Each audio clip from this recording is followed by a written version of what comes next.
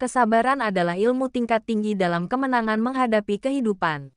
Untuk memiliki ilmu tingkat tinggi kesabaran, belajarnya setiap hari, latihannya setiap saat, ujiannya sering mendadak, sekolahnya seumur hidup. Sabar adalah cara yang harus digunakan untuk menyelesaikan masalah di masa sukar. Seberat apapun masalah di masa sekarang ini, akan dapat diselesaikan dengan kesabaran. Kesabaran adalah obat terbaik dari segala kesulitan. Sabar itu memberi kesempatan lebih banyak kepada diri sendiri untuk mengevaluasi dan menyiapkan tindakan terbaik dalam situasi apapun. Amsal 14 ayat 17. Siapa lekas naik darah, berlaku bodoh, tetapi orang yang bijaksana, bersabar. Berusahalah sabar dalam kesesakan, berusahalah sabar dalam kesedihan, berusahalah sabar dalam kekecewaan, berusahalah sabar dalam kesakitan. Sabar itu susah, sabar itu capek, sabar itu memang terasa menyakitkan. Sabar itu bikin stres, tapi sabar itu indah jika kita mampu melewatinya.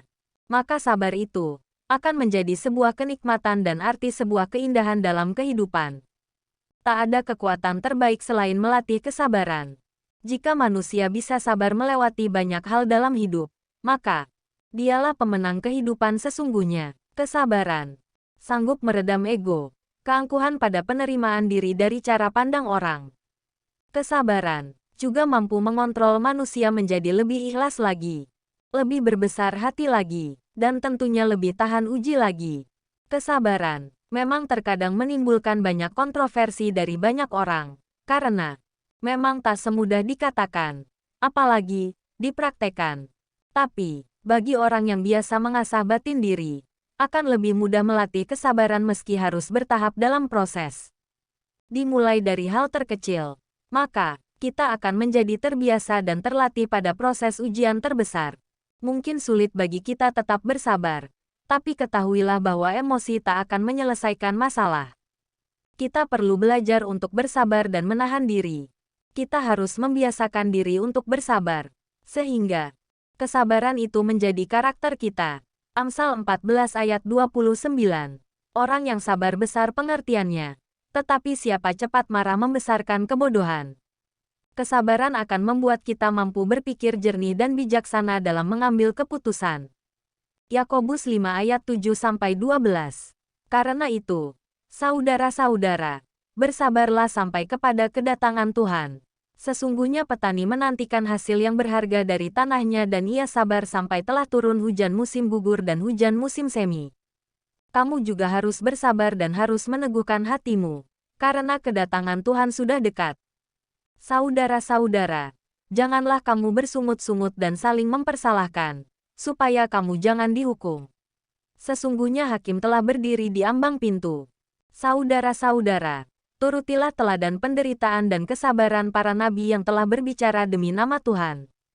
Sesungguhnya kami menyebut mereka berbahagia, yaitu mereka yang telah bertekun. Kamu telah mendengar tentang ketekunan Ayub dan kamu telah tahu apa yang pada akhirnya disediakan Tuhan baginya. Karena Tuhan Maha Penyayang dan penuh belas kasihan. Sebagian besar waktu kita sebenarnya kita pakai untuk menunggu. Coba Anda perhatikan daftar berikut ini. A. Waktu masih kecil kita menunggu untuk bisa sekolah. B. Setelah sekolah kita menunggu untuk lulus. C. Setelah selesai sekolah kita menunggu untuk mendapat pekerjaan. D. Lalu kita menunggu mendapat pasangan hidup.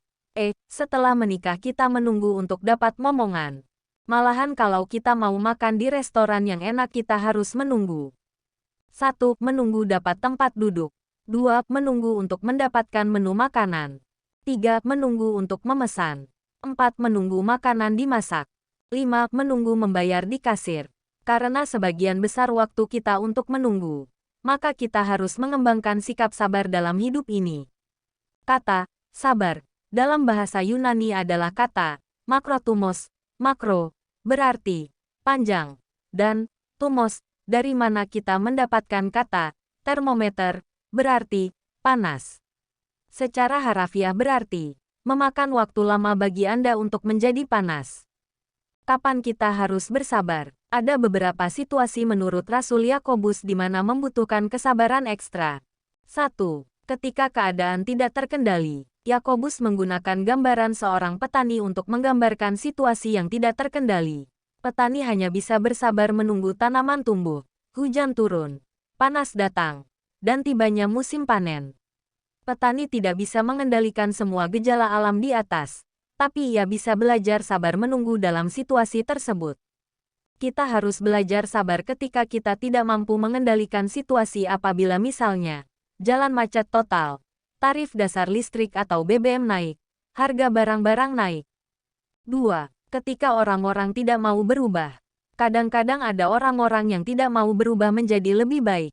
Yakobus menggunakan gambaran seorang nabi ayat 10.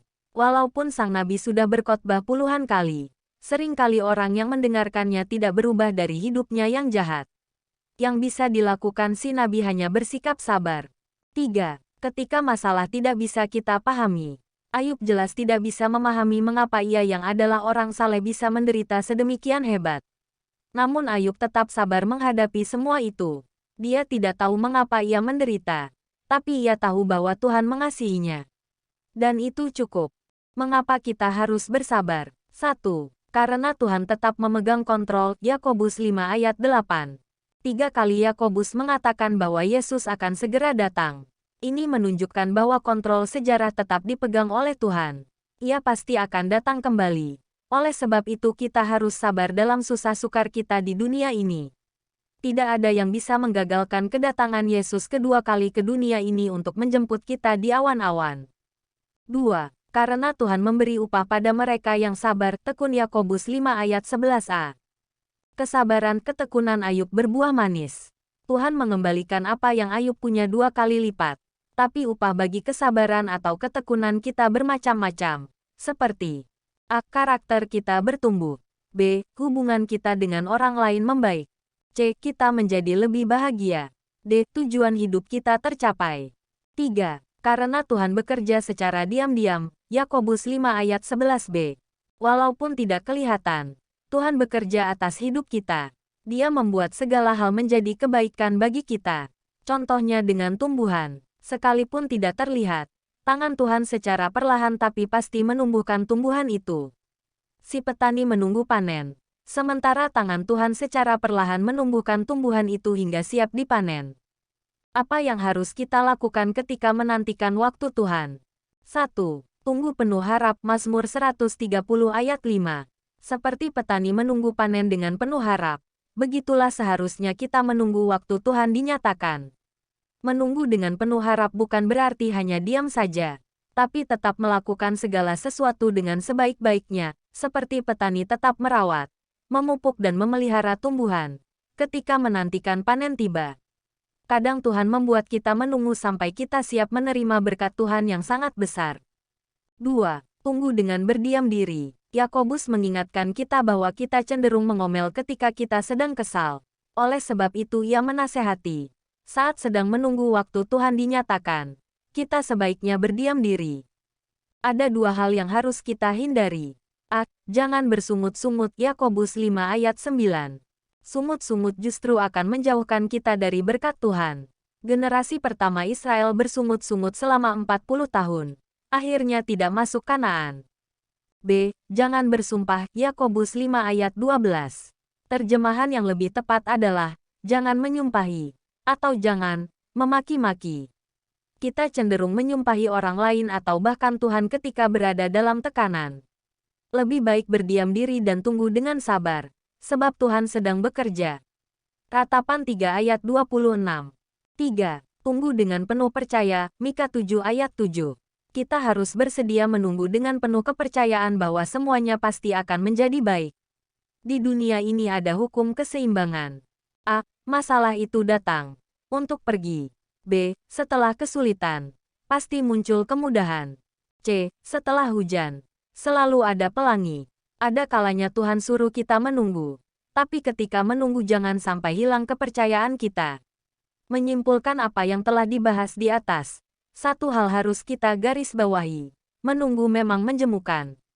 Tetapi menunggu waktu Tuhan seharusnya tidak menjemukan, karena ada kepastian. Amin. Dukung terus channel ini dengan subscribe, like dan share agar kami lebih bersemangat dalam pemberitaan firman Tuhan.